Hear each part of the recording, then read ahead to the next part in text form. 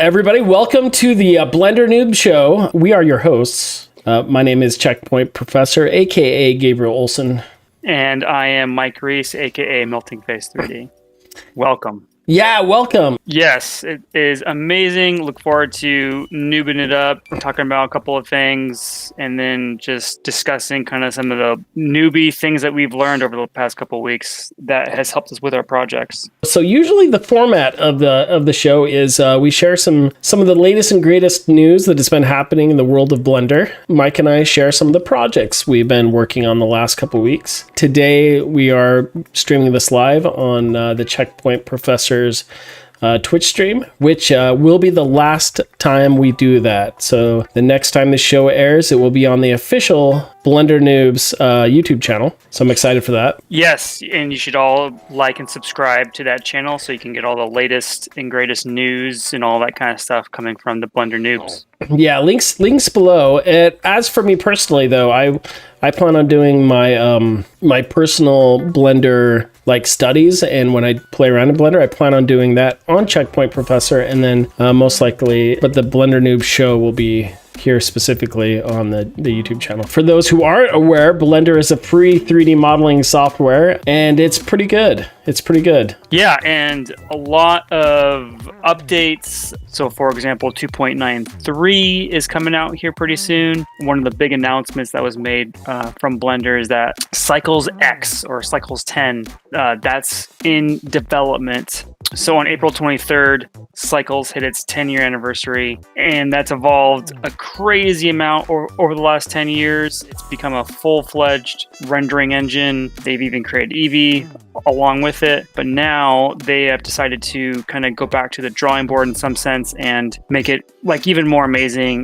They're going to improve the architecture for the future development. They're going to improve the usability of viewport and batch rendering, which is pretty huge. They're going to improve the performance, obviously, for CPUs and GPUs, and then they're going to retool the algorithms to make them even more efficient.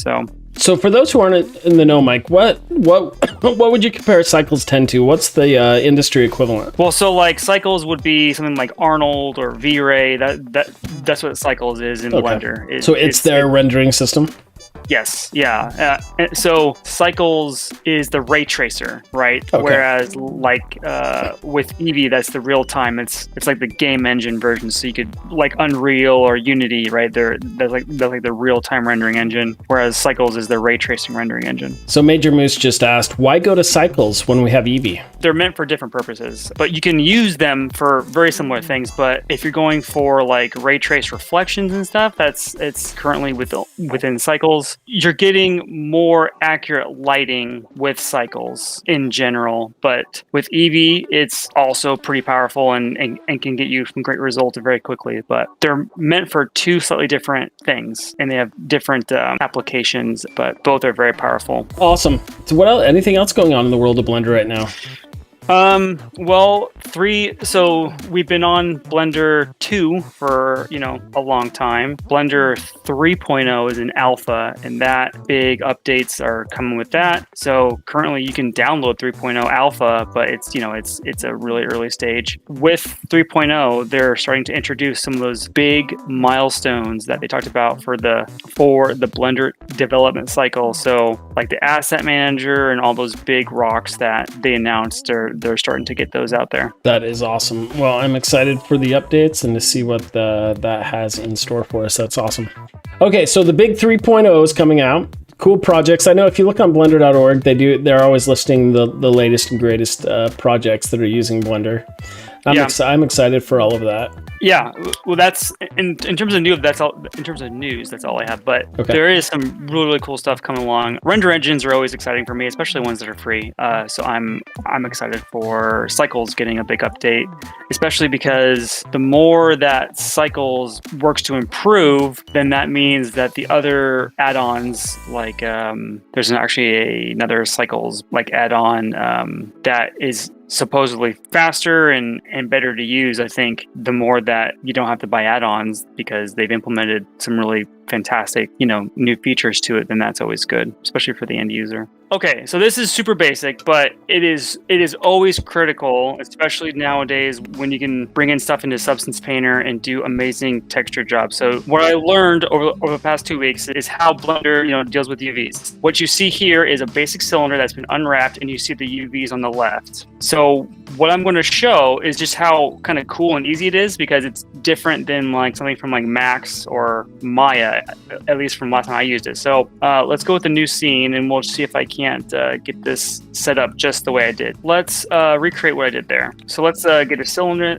Let's get a cylinder in there. Let me know, Gabe, if I'm going too fast. So we're going to unwrap this cylinder.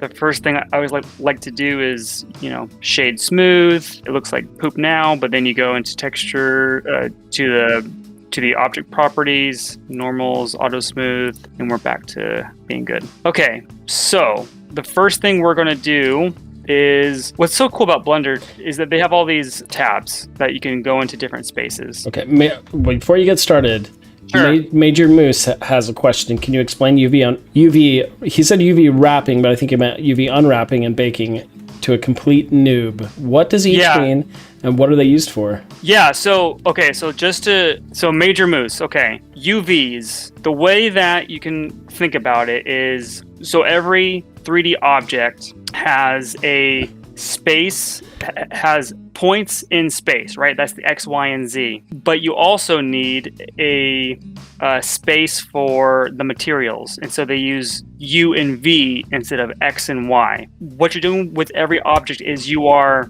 taking the surface and making it flat within a U, V coordinate system, just like X, Y coordinate system. Yep. Just like this grid space here. Let's make it flat. So this is a grid space. This is X normally, and this is Y. But with UVs, it's U and V, and it's only 2D and not 3D like this right here. Yep. So in order to be able to map textures onto a surface, you have to take those points, make them flat, so that the program can then associate different points in space with different points in your 2D map. That is the whole point of creating a UV map. Yep. One of the ways I try to explain it in my classes, and until I can find a better metaphor, this one's kind of gross.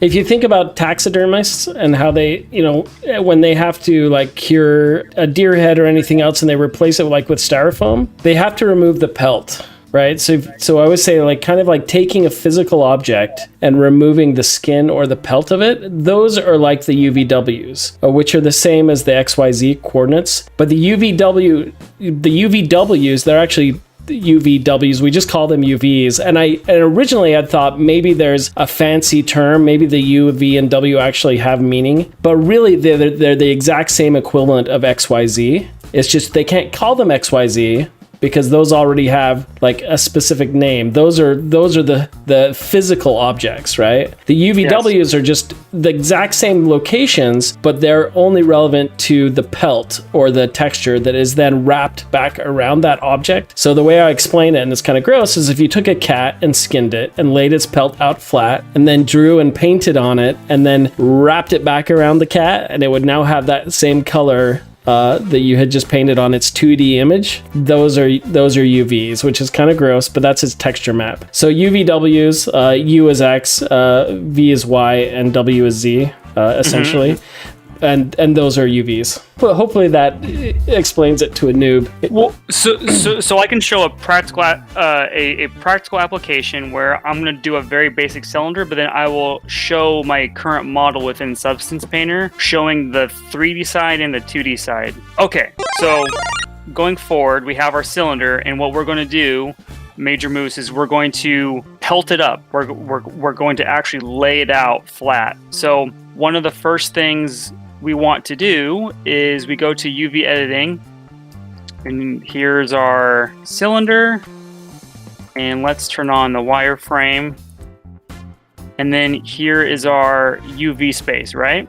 Okay, so a couple things you can do first is I think the first thing I want to do is create a couple of different ways to view my UVs. One is I'm going to create a grid to put onto the object. This grid serves as a way to see how square and see how stretched the surface is, because we want to avoid stretching. And then one background will just be to better view my UVs in UV space. So the easiest way to do that is first you go to your UV editing tab. Then you go to this new here, and we're going to call this a grid. We're going to make it 2K, so 2048 by 2048. And then the generated type will be grid, a UV grid. Okay, so once I create this, we're going to see a black and white checkered tile situation right here. So that's cool, but nothing's right here. So what I just did is I actually just created a 2D image, a texture, but I need to apply it to here in order to see it. So let's do that right now. So the easiest way to do that is to just go to your materials, which is this checkered ball. We're going to hit new. And then here's the material. We're just going to call it grid. Okay, so this is already applied. This material, this is already on this texture, but we need to get the map in there. So what you do is you go to your base color, you go to texture, you go to image texture. Okay, cool.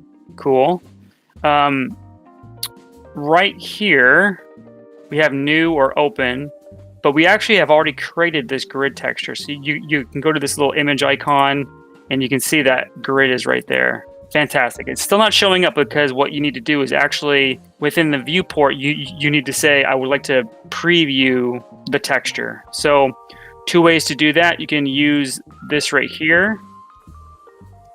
All right. So now we are previewing the image within our viewport. The other way to do that, the shortcut for that, is to hit Z and you go to material preview. Okay. So far, Gabe, are you with me? I am with you, sir. Okay, cool. So we can preview our UVs pretty quickly by going into edit mode. And as you can see, actually, let's do this. This making a cylinder comes with pre-done UVs. Right, because every object has pre-constructed UV maps. UV maps, correct. So this is great, but okay, Mike, it's done, right? Easy peasy, it's done.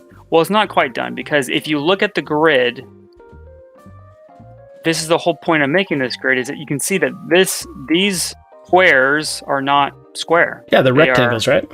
They're rectangles.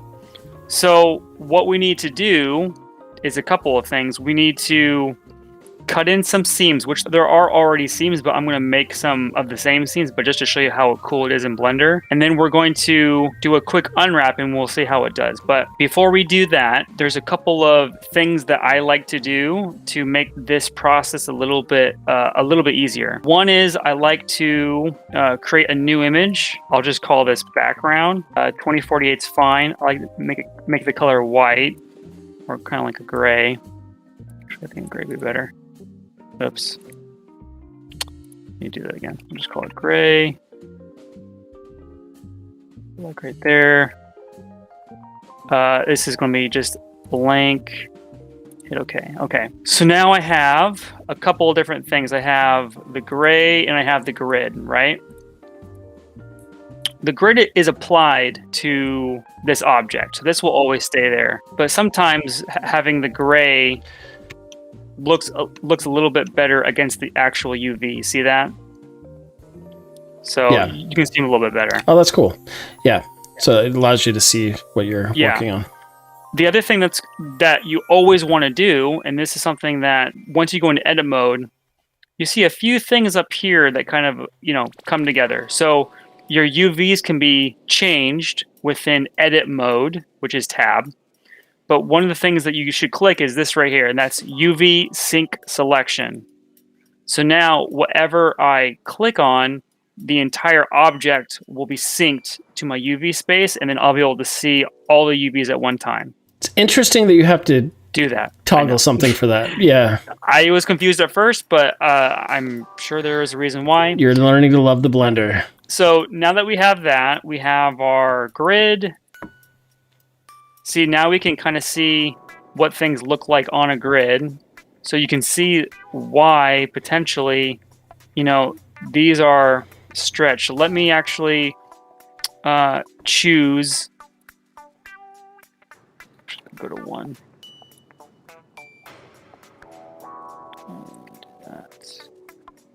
And then you can use the same scaling methods that you would for modeling, and you can see how those things change.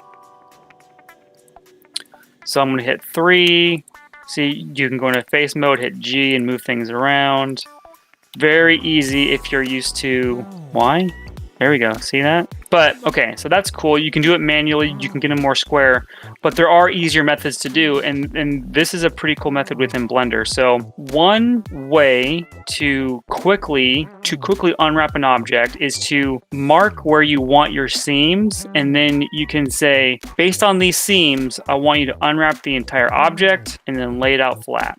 Interesting. So those are called seams. So what you can do is you can go to 2, go to your edge mode, and then you can get a seam, and then if you right click, you can say make mark seam.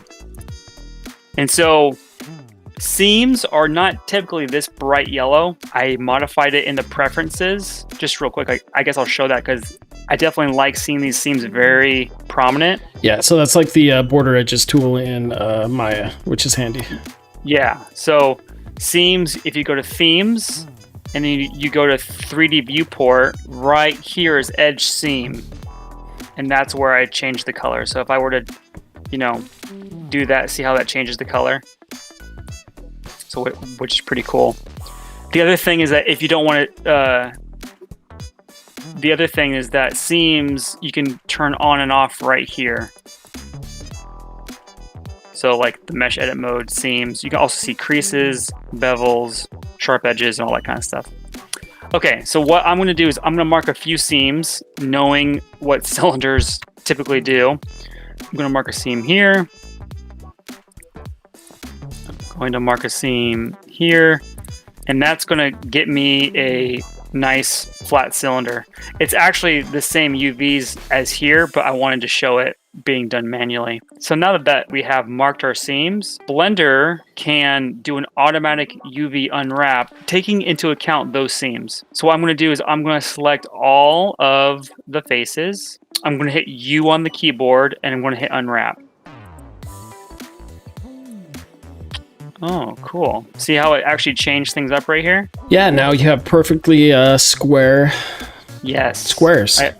So now, just what Gabe said, these are all squares, and that's good. You want things to be as square as possible, because textures, you don't want them to stretch or pinch. Stretch meaning they are pulled away from each other, and pinch meaning that they are much closer together. This is now unwrapped. If you wanted to, for some reason, like if you had more objects, you could get all those on there, move these around.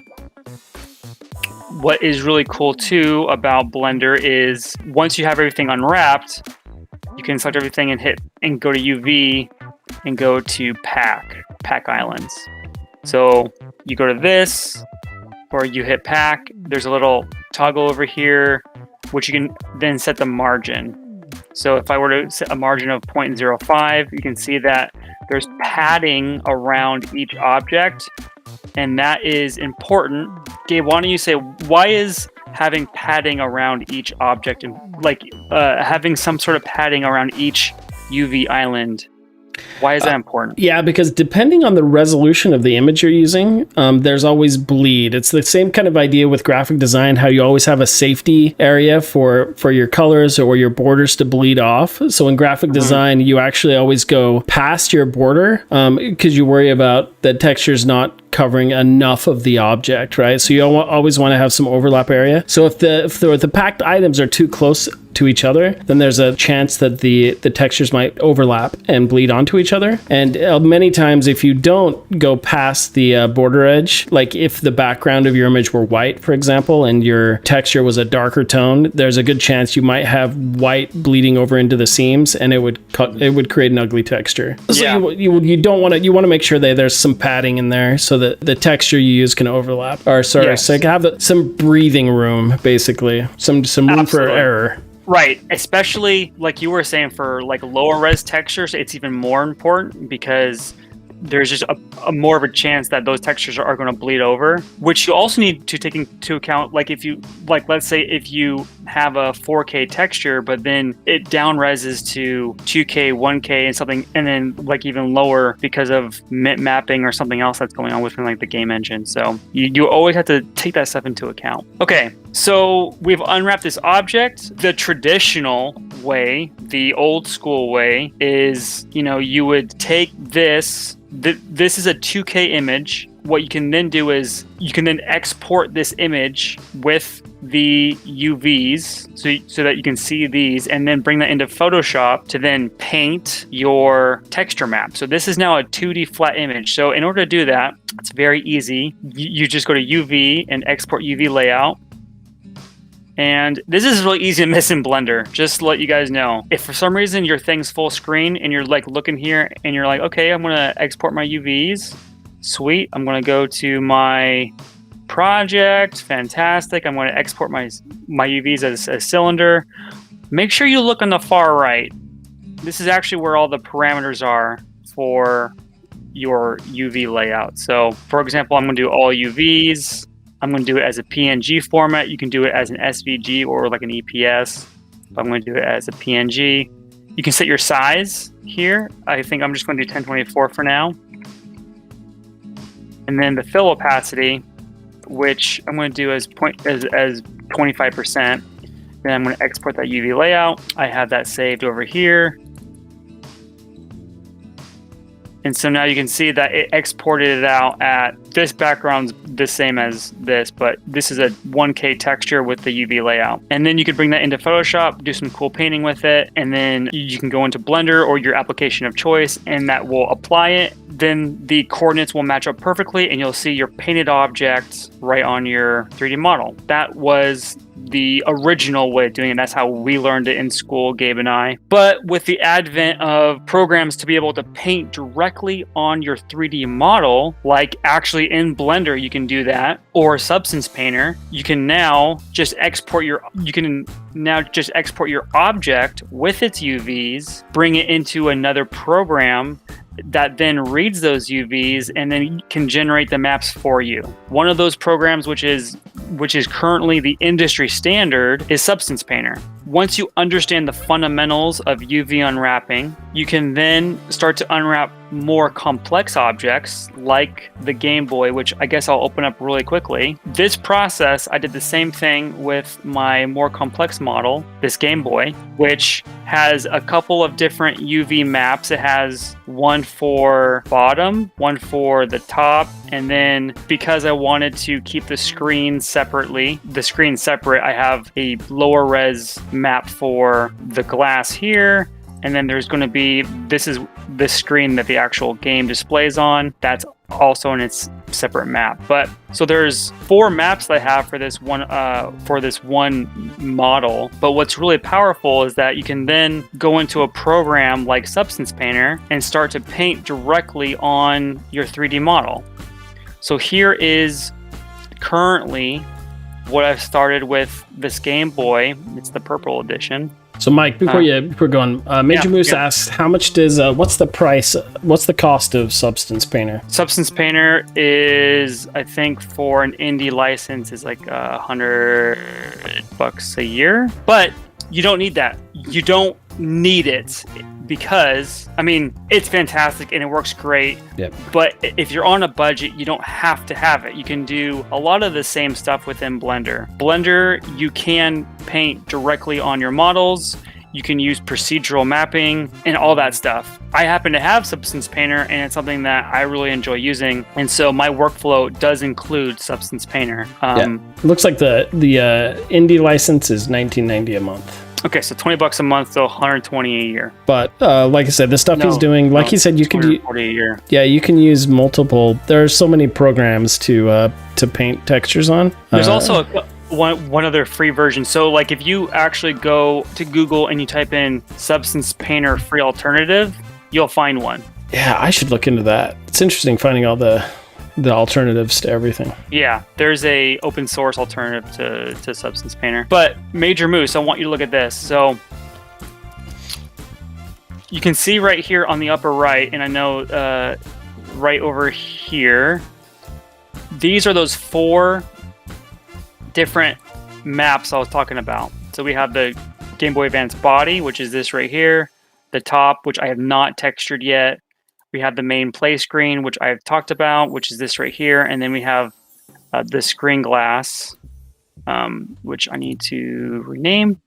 But in any case, currently I'm viewing this only in 3D mode. But what's really cool is you can actually, if I hit F3, here is the flattened version of my texture, and you can see pretty clearly. Here's the front. Let me actually even make this more apparent. Let's go to the wireframe. So see this is my model. This is the wireframe. I have done lots of unwrapping. I have all the major objects bigger. I have some things that you are pretty small that you're not going to really see. I've given those less space, but you can see how this is the unwrapped version, which then corresponds to this model. Let's do this. And that is the whole point of UV unwrapping, especially nowadays that there are algorithms to generate maps to then be able to be able to create edgeware very quickly and automatically with more procedural mappings rather than hand painting everything, which gets you a very realistic look pretty quickly. And it's also a ton of fun. This is texturing. I liked texturing, but now I love texturing. I think Substance Painter and some of the alternatives make it a lot more fun to do in general. This is the workflow. This is the point of UV unwrapping. When should you use UV textures and when should you just use materials in Blender? Materials as in one. Oh, yeah. So Major Moose, great question. Think about this. When you want something to be very specific, looking at your reference. So I'm going to take this model. I have reference for it. All right, so Major Moose, I want you to look at this right here. If we go really close, you can see that what I'm going to do is I'm going to need to put on some text on here. This A, B, start, select, this Game Boy Advance right here. That can't be generated through a node, through just procedural node basic mapping or material surfaces through nodes. So what I want to do is I want to unwrap it so that I can have it flat and then I can place it exactly how I want it to be. Now, something like this D-pad, this is essentially just a material that doesn't have anything that's really that special about it. For me, I ended up unwrapping it anyways, but I didn't have to. But because, this and this and this, they're all in the same scene, I decided to. But what I did decide to do, and I'll show you this, if you go back to Blender, I'm going to do Alt-H to unhide everything. I have a few bits in here which I did not unwrap. And one of them are these bolts. Now, these bolts are kind of complex, but I've decided not to unwrap them because I can do a very basic box or, like a box map. I can go into the node editor. I can put on some roughness and some really basic stuff and some metalness really easily, and it won't look that much different. And because they're recessed down in here, it just didn't require me to do an unwrap, because this is the final result. Doesn't require me to bake anything. It doesn't require me to do anything like that. That is a good solution there. I did the same thing for these bolts, and yeah. So it really depends on what your needs are. But essentially, you don't have to unwrap everything for sure. You absolutely don't. Right. So no matter what, they're going to use UVs. So I think to answer Major Moose as well. Yeah. So basically, it depends whether you want the texture to be unique or something that is just tiled repeatedly. So I compare it to like wallpaper for your bathroom. Right. So when you have wallpaper for your bathroom, you're using the same pattern over and over and over and over again over the entire wall. But you have something unique like a sticker, it's going to need its own unique UV maps, kind of like what he was saying with the start and select buttons. If those were just a material, he could just use a material, but that start and select would then repeat over everything that material's on. So, and to help you with that too, unique materials are more expensive, but they're just that. There's something unique where they're specific to that object. Whereas just tiling materials are kind of universal. Wood textures, rock textures, grass textures, those are ones that you can use a smaller map size and have it generate over a lot of space. So I kind of look at those two things. Materials, tileable materials are more efficient. Unique ones are more expensive, but they're important.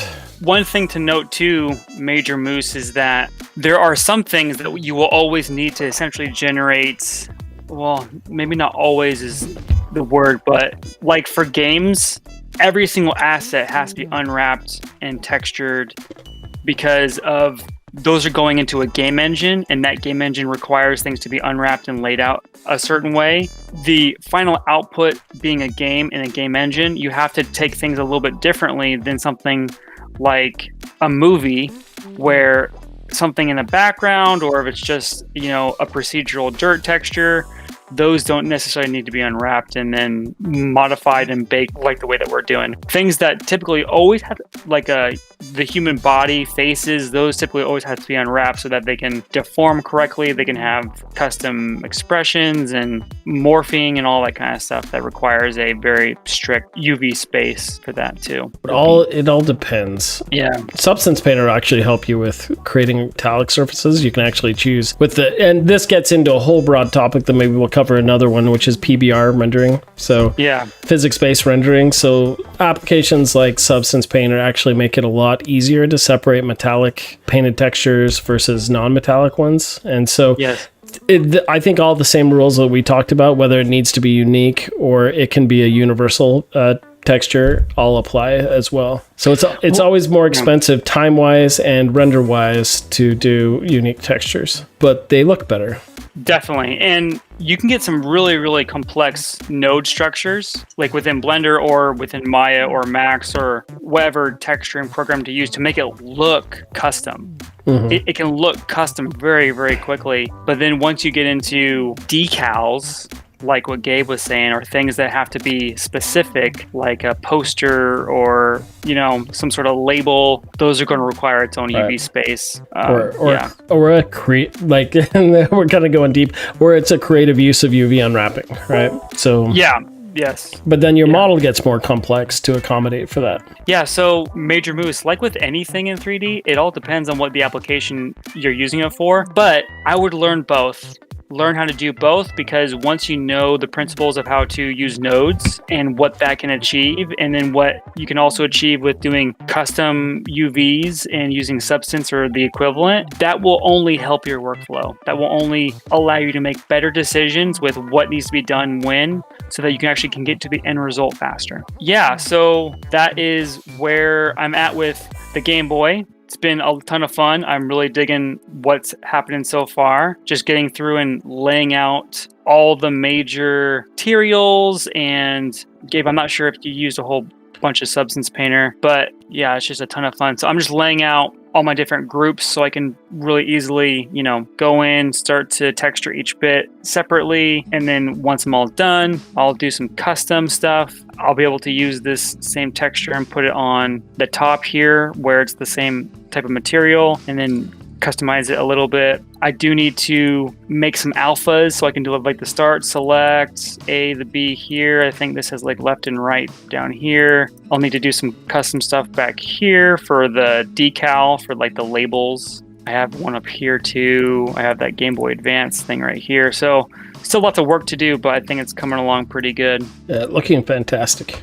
Yeah, so I'm hoping to get that done within the next, definitely before our next show. for sure, but it's fun. Yeah, this has been a great lesson on UV unwrapping. For anyone watching, this is just some of the fun stuff you get to learn on the Blender's Noob Show. Yeah, and so Major Moose, are you just getting into Blender or just getting into 3D and just trying to get things figured out? But like if you are and you like what you've been seeing and you want some help or you want some critique or feedback, sweet, yeah. So Major Moose wants me like an indie game developer. Well, you came to the right spot because Gabe is going to be starting to make his own indie game during these live streams and during other, small videos that we'll be making. So definitely stay tuned because you'll be able to pick up on a lot of really cool stuff with that. Plus, the workflows that we're showing here can definitely help with your game. So, and then once you get started, please send us some of your work. We'll critique it. We'll give you feedback. It's all about learning and just trying to get better. Yeah, this is not a place that you have to worry about. That's the whole point. We're all Blender noobs. We're all trying to figure this out, especially with Blender. That's the goal, is we're all just trying to figure it out together. So if you ever come, Major Moose, with any questions you want to ask or anything you want to show off, or we are happy to try and figure it out together for sure. And that's the goal, especially in the summer. Mike and I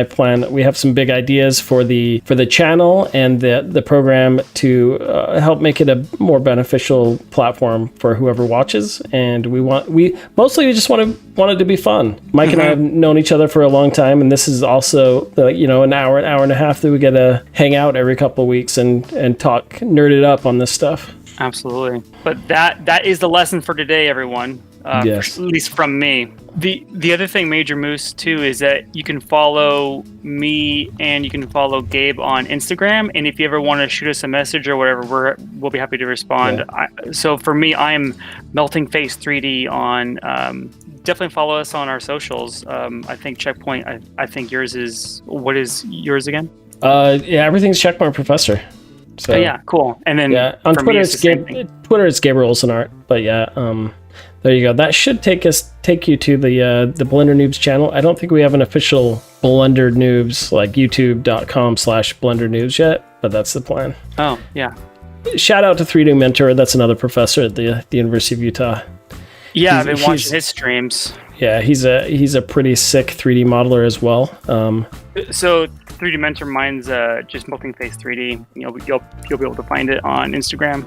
3D Mentor and Major Moose, appreciate you guys so much, especially just asking questions, talking about 3D and all that kind of stuff. Really appreciate it. It's been a lot of fun. Yeah, everyone watching, big updates coming in the next few weeks as we spruce up. Over the summer, we're going to spruce up and refine the show and flesh it out more and put out more videos and all that good stuff. But we are slowly but surely making our channel more professional. We got graphics, animations. You're awesome. Okay, so we're gonna end this episode with we'll kick it off with our intro screen again. That'll be our closing screen as well. Everybody, thanks for watching tonight. You're all fantastic. Blender Noob Show signing off.